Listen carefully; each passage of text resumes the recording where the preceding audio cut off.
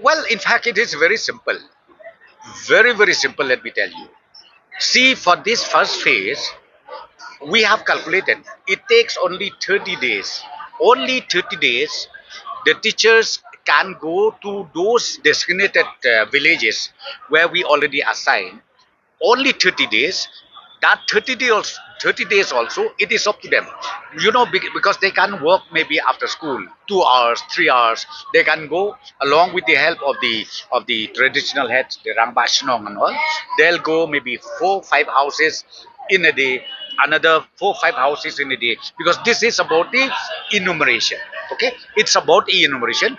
The form is already there. The prescribed form is already there. Ask, fill up, explain to the citizens of the state. It's very simple. So we have already calculated that it is not that overloaded of work is there.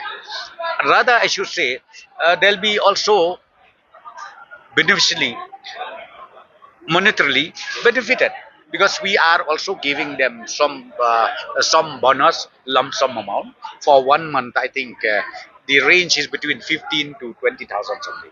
That is it. So I don't see any problem as of now, because those teachers, and not only that, it's not only from the state government level we did this.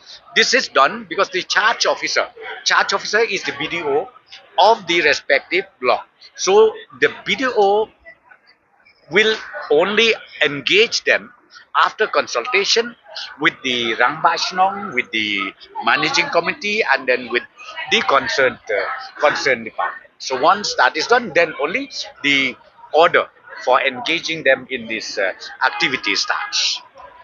Okay? Yeah.